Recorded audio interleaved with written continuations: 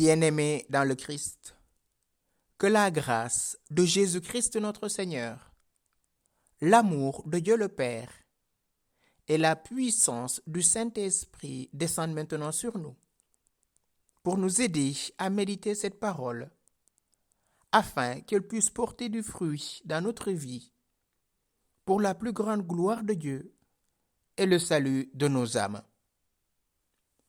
En ce troisième dimanche du temps ordinaire de l'année C, j'aimerais méditer avec vous l'évangile de Jésus-Christ selon saint Luc, au chapitre 1, du verset 1 à 4, et au chapitre 4, du verset 14 au verset 21.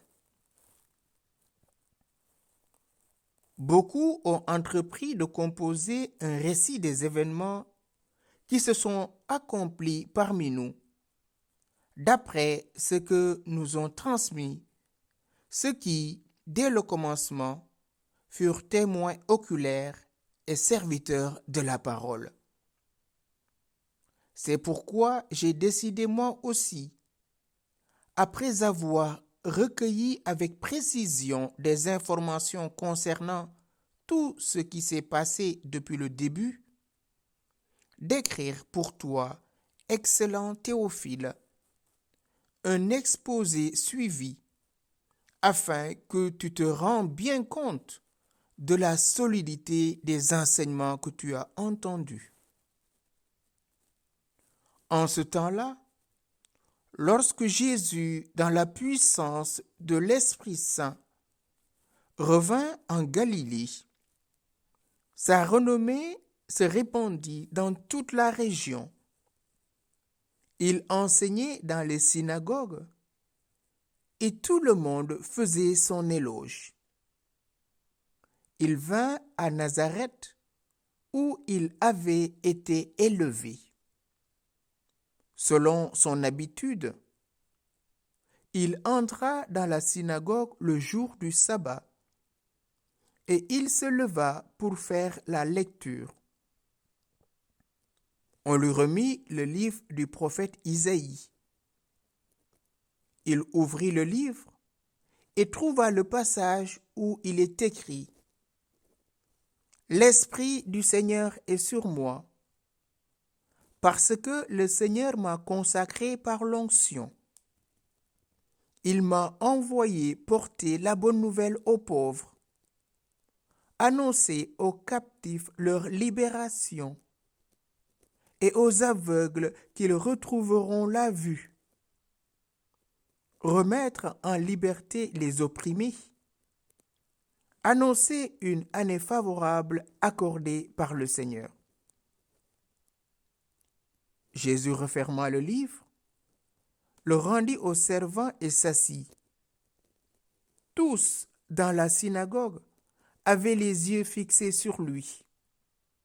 Alors, il se mit à leur dire « Aujourd'hui s'accomplit ce passage de l'Écriture que vous venez d'entendre. »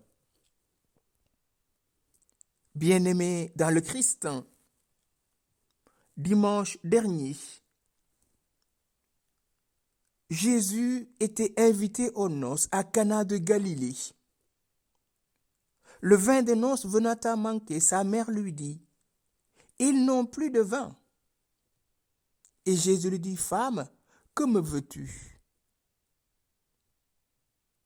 Elle dit au serviteur « Faites tout ce qu'il vous dira. » Jésus dit au serviteur « Remplissez ces cuves et portez-en au maître du repas. »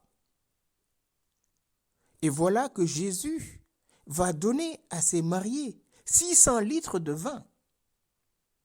Parce que le mariage sans amour véritable ne peut pas aller loin, frères et sœurs. L'amour divin vient suppléer aux fragilités de l'amour humain pour que cet amour puisse tenir jusqu'au bout, c'est-à-dire jusqu'à la vision béatifique, jusqu'au bonheur qu'attendent les mariés. On ne dit pas le nom de ces mariés. Et dans un certain sens, c'est Jésus-Christ lui-même qui vient épouser l'humanité. c'est-à-dire chacun d'entre nous, par son mystère d'incarnation. Et il va procurer le vin des noces en versant son sang sur la croix.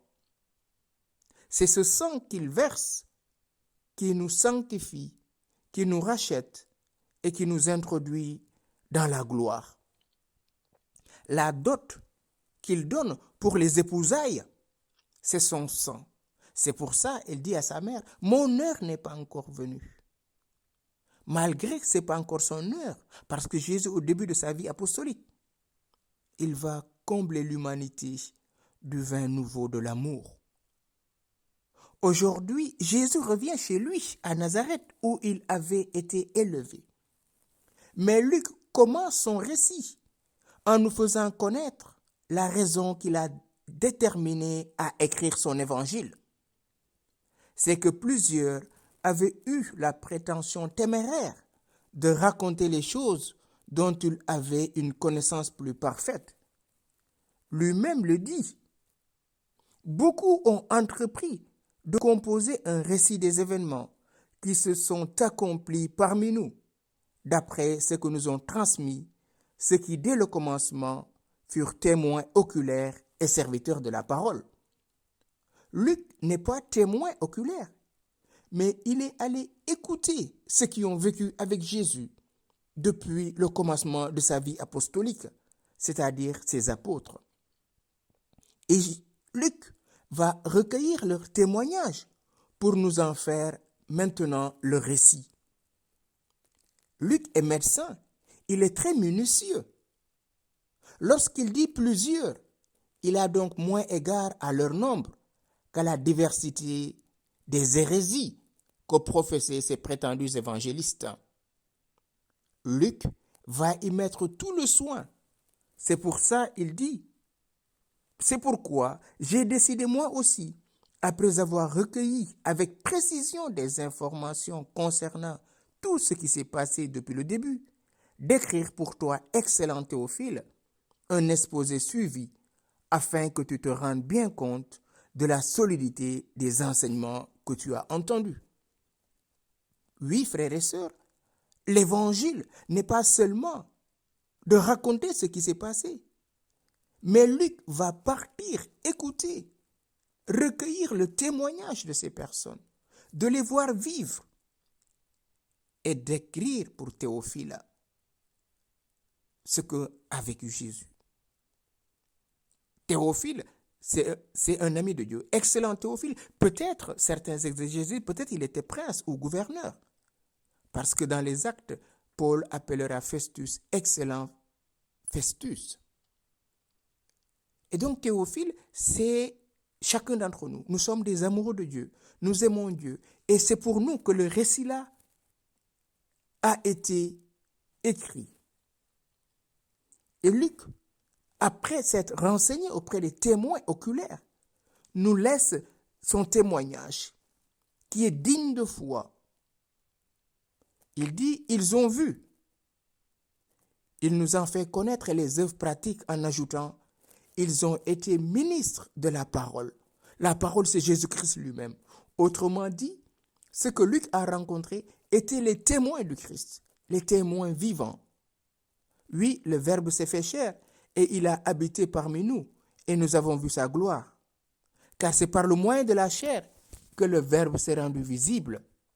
Mais ce n'est pas seulement comme un homme revêtu de notre chair qu'ils ont vu notre Seigneur. Ils l'ont vu comme Verbe lorsque, avec Moïse et Élie, ils ont été témoins de la gloire du Verbe et qui est resté invisible pour ceux qui n'ont pu voir que son corps. C'est pour cela, Luc précise les témoins oculaires. Oui, Luc continue son texte. En ce temps-là, lorsque Jésus, dans la puissance de l'Esprit Saint, revint en Galilée, sa renommée se répandit dans toute la région. Oui, Jésus était parti à Cana en Galilée. Et là, il a opéré le miracle en transformant l'eau en vin. Là, il revient chez lui maintenant, là où il avait grandi, pour montrer que Jésus a une famille. Jésus a un lieu d'origine. Jésus ne peut pas abandonner les membres de sa famille. Il revient. Et qu'est-ce qui se passe? Le voilà. Il rentre, comme tout bon juif, à la synagogue le jour du sabbat. Il prend le livre et il va lire le passage du prophète Isaïe, Isaïe 61. On lui remit le livre du prophète Isaïe. Il ouvrit le livre et trouva le passage où il est écrit « L'Esprit du Seigneur est sur moi, parce que le Seigneur m'a consacré par l'onction. Il m'a envoyé porter la bonne nouvelle aux pauvres, annoncer aux captifs la libération et aux aveugles qu'ils retrouveront la vue, remettre en liberté les opprimés, annoncer une année favorable accordée par le Seigneur. » Oui, frères et sœurs, Jésus-Christ est venu annoncer la bonne nouvelle. Luc mentionne que l'Esprit du Seigneur est sur lui. Donc Jésus est oint. Il est le Messie qu'on attendait. L'Esprit du Seigneur est sur moi parce qu'il m'a consacré par l'onction. Jésus est loin du Père. C'est lui que le Père nous a envoyé, rempli du Saint-Esprit. Et une fois rempli du Saint-Esprit, qu'est-ce qui se passe? Jésus est envoyé pour porter la bonne nouvelle aux pauvres. Les pauvres, ce sont ceux qui savent que tout ce qu'ils ont, ils l'ont reçu d'un plus grand qu'eux, c'est-à-dire de Dieu. Le pauvre ne cherche pas à fanfaronner. Le pauvre ne cherche pas à accumuler. Il se contente de ce qu'il a. Et donc, si nous sommes pauvres de cœur, Jésus commence ses béatitudes dans Matthieu chapitre 5 par « Heureux les pauvres de cœur, le royaume des cieux est à eux. » Être pauvre de cœur, c'est savoir que tout ce que j'ai, je l'ai reçu d'un autre. Jésus, dans ce passage de Luc, venait de remporter la victoire sur le tentateur, donnant un nouvel accroissement, ou plutôt un nouveau degré de manifestation de sa vertu. Et Jésus retourna en Galilée, dans la vertu de l'Esprit Saint. La sagesse se porte et se rapporte à la doctrine et à la puissance, aux œuvres. C'est pour cela, Luc réunit ici deux attributs. Il enseignait dans la synagogue. Le mot de synagogue, qui vient du grec, veut dire réunion. Les Juifs appelaient ainsi non seulement l'assemblée du peuple, mais encore le lieu où ils se réunissaient pour entendre la parole de Dieu. Oui, notre Seigneur se fait connaître à ceux parmi lesquels il a passé les premières années de sa vie. Il revint à Nazareth. Jésus continue.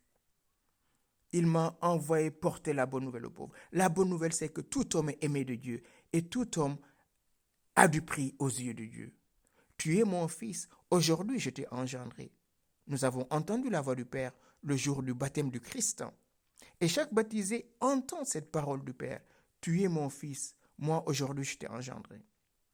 Annoncer aux captifs la délivrance. Le mot captif a plusieurs significations. Il y a une captivité bonne et louable, dont saint Paul dit, réduisant en captivité toute intelligence sous l'obéissance de Jésus-Christ. 2 Corinthiens au chapitre 10. Mais il y a aussi une captivité mauvaise, dont le même apôtre Paul nous dit, il traîne captive de jeunes femmes chargées de péché. 2 Timothée chapitre 3. La captivité peut être corporelle et venir d'ennemis extérieurs. Mais la plus affreuse est celle de l'âme, dont il est ici question, car le péché exerce sur l'âme la plus dure tyrannie. Il lui fait comme une loi du mal et la couvre de confusion lorsque l'âme obéit au péché. C'est de cette captivité spirituelle que Jésus est venu nous délivrer, frères et sœurs. Nous sommes captifs dès que nous sommes sous l'emprise du mal. Et Jésus est venu nous en libérer. Il ouvre les yeux des aveugles afin qu'ils retrouvent la vue. Et le bienfait de la vue que Jésus apporte, parce qu'il est le soleil levant qui vient nous visiter, comme dit Zacharie dans son Benedictus. Il vient ouvrir nos yeux fermés par le péché, par l'impudicité, par la convoitise, remplis de ténèbres. Jésus-Christ vient pour nous libérer de cela. Saint Cyril, en commentant ce passage, dit « Jésus-Christ, le vrai soleil de justice, a dissipé ces ténèbres épaisses que le démon avait amassées dans le cœur des hommes. Il était enfant de la nuit et des ténèbres.